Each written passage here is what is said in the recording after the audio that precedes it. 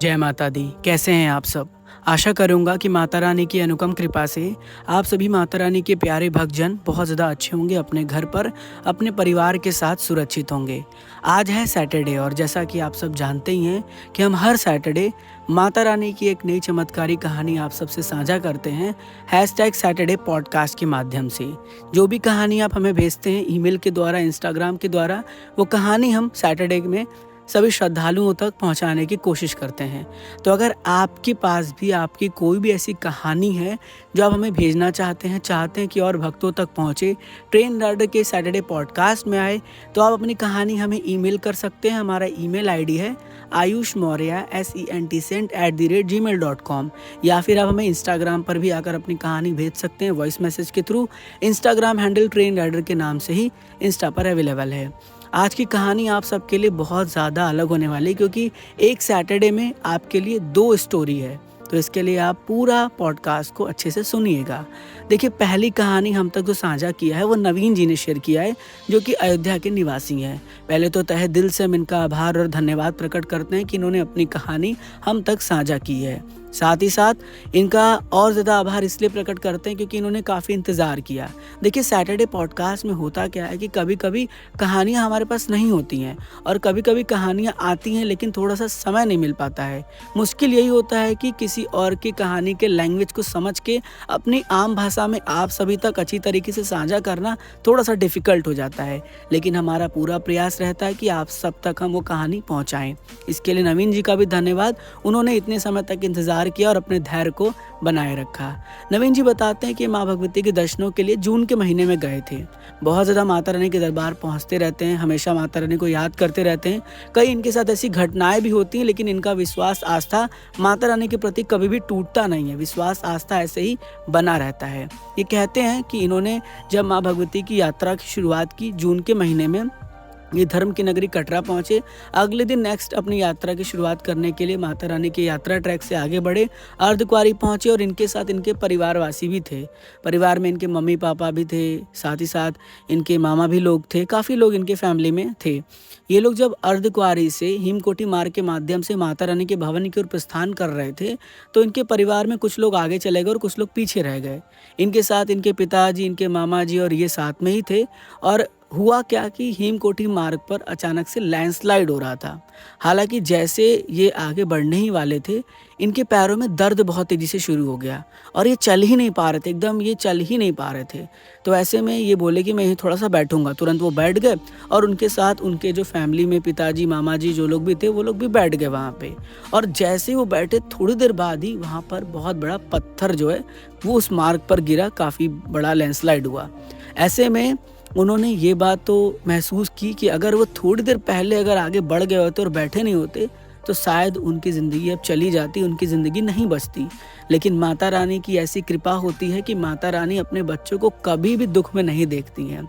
वो ये बात सोचते रह गए कि देखिए किस तरह का माता रानी का चमत्कार था। और जैसे ही पत्थर गिर गया, सब कुछ बिल्कुल नॉर्मल सा हो गया, उनका पैर बिल्कुल एकदम सही हो गया और दर्द एकदम गायब हो गया। और वहाँ से वो दौड़ते दौड़ते आगे भवन की ओर प्रस्थान कर गए। उसके बाद ये सोचते रहे कि माता रानी ने कितना बड़ा इनके लिए इनका मदद किया, इनकी ज़िंदगी माता रानी ने बचाया। इस कहानी से हमें ये भी शिक्षा मिलती है कि अगर आप माता रानी के दरबार जा रहे हैं और देखते हैं सोशल मीडिया पर कि भारी बारिश हो रहा है, लैंडस्लाइड हो जाएगा, ये हो जाएगा, ऐसे हो जाएगा, हाई अलर्ट जारी कर दिया गया है, तो इस बात को लेकर आप अपनी यात्रा को कैंसिल बिल्कुल ना करें। आप माता रानी के दरबार जाएं, क्योंकि अगर उनका बुलावा आया है तो वो आपको दरबार बुला रही हैं, तो अच्छे से दर्शन भी कराएंगे और आपकी सुरक्षा उनके हाथ में है। तो बिल्कुल भी चिंता ना करें। इस तरह से नवीन जी ने अपनी कहानी हम तक साझा की है। बहुत ज़्यादा खुशी हुआ है हमें कि नवीन जी ने अपनी कहानी भेजी। उनका फिर से बहुत बहुत धन्यवाद। ऐसे ही वो जुड़े रहें, चैनल को देखते रहें, कहानियों को सुनते रहें। अब आगे बढ़ते हैं और बात करते हैं दूसरी कहानी की।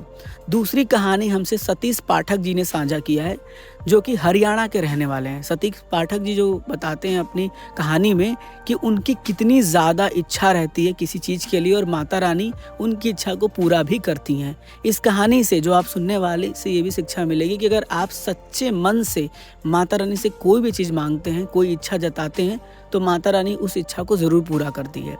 सतीश जी काफ़ी सालों से माता रानी के दरबार जाते थे और उनकी इच्छा थी कि वो अटका आरती में बैठें।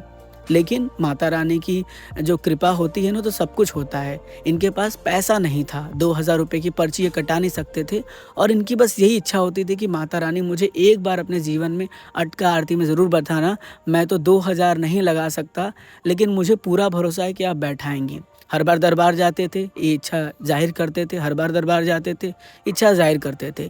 एक बार ये दरबार पहुँचे और इनको पता चला कि इनका फ्रेंड जो गया है वो अटका आरती में बैठा, लेकिन ये नहीं बैठ पाए।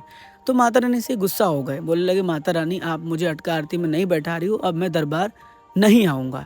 ऐसे गुस्से में बोल के चले गए। फिर जैसे ये दरबार से नीचे आ रहे थे, कटरा शहर की ओर प्रस्थान कर रहे थे, रास्ते में इनको एक इंसान मिलते हैं, एक व्यक्ति मिलते हैं। तो बोलते हैं कि भाई आप इतने मतलब गुस्से में क्यों हो, आप बहुत रो भी रहे हो, ऐसा क्यों कर रहे हो आप? तो वो बताते हैं कि देखिए मैं गुस्से में नहीं हूँ, मैं रो नहीं रहा हूँ, मुझे बस माता रानी से थोड़ी सी लड़ाई करनी थी, मुझे उनसे झगड़ना था कि वो मुझे अटका आरती में नहीं बैठा रही हैं।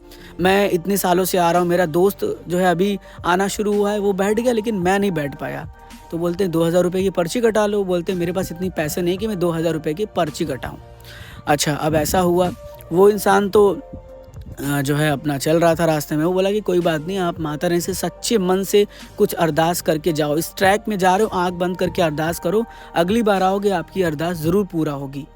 तो वो कहते अरे ऐसे ही कह रहा होंगे, लेकिन फिर भी वो कहते हैं कि नहीं आप कहो। तो वो ऐसे ही मन रखने के लिए बोल देते हैं और वो व्यक्ति क्या बोलता है कि देखो अगली बार आओगे तो मैं आपसे इसी ट्रैक पे मिलूँगा और आपकी अरदास पूरा ज़रूर होगी। अब वो व्यक्ति आते हैं, जो है नेक्स्ट बार फिर चले जाते हैं घर और फिर वापस जो है माता रानी के दरबार आते हैं लगभग 1-2 महीने के बाद। 1-2 महीने के बाद जब वो दरबार पहुंचते हैं तो उसी ट्रैक पर उसी जगह वो इंसान उनको मिलता है, वो भी दरबार जा रहा होता है। तो बोलता है कि भाई कैसे हो, जय माता दी। तो कहते हैं अरे भाई आप मिल गए, आप तो अभी मेरे साथ अगली बार भी थे और आप फिर से, तो बोले थे ना मैंने कहा था ना कि पिछली बार हम यहीं मिलेंगे। बहुत अचंभत हो गया कि ऐसा कैसे हो सकता है, ऐसे कैसे हो सकता है, मतलब ये कैसा हो सकता है, ऐसे कैसे पॉसिबल है। अब ये देखिए, तो फिर वो व्यक्ति जा रहे थे तो अचानक से वो बोलते हैं कि भाई ऐसा है कि आप दरबार जा रहे हो और एक काम करो, ये स्लिप है, ये स्लिप दुर्गा भवन के रिसेप्शन पे दिखा देना और मेरा जो है ना एक जो है थोड़ा सा प्रॉब्लम आ गया, मुझे कटरा जाना पड़ेगा, वहाँ पे आप दिखा दोगे तो मेरा रिफ़ंड मिल जाएगा मुझे, मेरा एक डॉक्यूमेंट है। उन्होंने बताया नहीं कि अटका आरती का डॉक्यूमेंट है या रिसिप्ट है। तो वो बोलते हैं ठीक है, वो अपना रिसिप्ट ले लेते हैं, ले जाके दुर्गा भवन के रिसेप्शन पे दिखाते हैं। रिसेप्शन पे दिखाते हैं तो दिखाने के बाद तो उसमें क्या होता है, किस्मत देखिए कि उस जो स्लिप होता है उस स्लिप में उनका नाम लिखा रहता है, सतीश पाठक जी का नाम लिखा रहता है और उनको पता ही नहीं होता कि उनका नाम लिखा है। और वो जो रहती है वो स्लिप रहती है अटका आरती की। अब ये देखिए, जब वहाँ पे दिखाते हैं तो व्यक्ति कहता है ठीक है आपका ये टोकन नंबर है, आपका ये प्रसाद। वो कहते हैं भैया ये क्या चीज़ है? तो बोल रहे हैं भैया आपने अटका आरती बुक किया है, आपके अटका आरती का स्लिप है, आपका अटका आरती का प्रसाद है। वो बोलते मैंने तो बुक नहीं किया, ये कोई व्यक्ति ने मुझे दे दिया। बोल रहे नहीं, आप अपना नाम बताइए। आईडी मांगते, जब आईडी और नाम मांगते तो पता चलता है कि वही व्यक्ति है। तो बोलते देखिए आपका नाम लिखा है, आपका इसमें डिटेल फिल है। वो बहुत सोचने लगते हैं ये कैसे हो सकता है, ये कैसे हो सकता है। फिर उनको याद आता है कि ये माता रानी की कोई ना कोई चमत्कार है, उनकी ही लीला है। लाइन में लगे रहते हैं वो अटका आरती के, आँख से आंसू गिरते रहते हैं उनके। और जब वो लाइन से एंट्री करते हैं, अटका आरती के प्रांगण में जाकर बैठते हैं, जब माता रानी की स्तुति पाठ वंदना होती है, फिर भी उनके मन में वो आंसू बहुत तेजी से बहते रहते हैं, वो रोते रहते हैं। और सबसे बड़ी बात तब होती है जब वो लाइनों में लगते हैं, दर्शनों के लिए जाते हैं और जो पंडित जी तिलक कर रहे होते हैं, सेम उनका जो चेहरा होता है उस व्यक्ति से मिलता है जो व्यक्ति उनसे मिले रहते हैं ट्रैक में। वो पंडित जी के पैर पकड़ के रोने लगते हैं, छूने लगते हैं, पैर बोलने लगते हैं। पंडित जी कहते हैं नहीं मैं तो यहीं पे हूँ, आप किसी पूछ लो, मैं वहाँ कहाँ मिलूंगा आपको, मैंने कहाँ ये सब किया है। तो बहुत तेजी से रोते रहते हैं। तो पंडित जी कहते हैं सब उनकी कृपा है, सब उनका आशीर्वाद है। फिर पंडित जी से थोड़ा सा बात भी करते हैं, पंडित जी उनको समझाते हैं, बताते हैं और कहते हैं सब इनकी कृपा है। रोते रोते ट्रैक में वो वापस आते हैं और कहते हैं काश मुझे फिर से वो आदमी मिल जाए।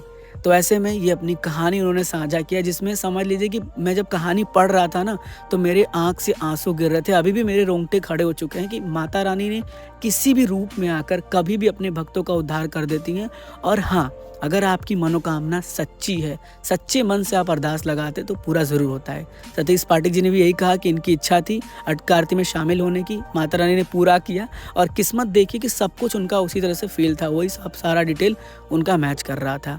अभी रिसेंटली की इनकी स्टोरी थी जिन्होंने मुझे शेयर किया। सतीश जी का भी बहुत बहुत धन्यवाद तहे दिल से कि उन्होंने अपनी कहानी हम तक साझा की। आशा करूंगा कि सैटरडे पॉडकास्ट में कहानी आपको बहुत अच्छी लगी होगी। अगर ऐसी कहानी सुनना चाहते हैं तो सैटरडे पॉडकास्ट को पूरा सुना करिए, साथ ही साथ अपने फैमिली मेम्बर में भी इसे शेयर कर दीजिएगा। और अगर आपकी कोई कहानी है जो आप हमें भेजना चाहते हैं कि सोशल मीडिया पर आपकी कहानी आए, तो आप हमें अपनी कहानी ईमेल कर सकते हैं। हमारा ईमेल आईडी है ayushmaurya@gmail.com, या फिर आप हमें इंस्टाग्राम पर भी आकर अपनी कहानी भेज सकते हैं।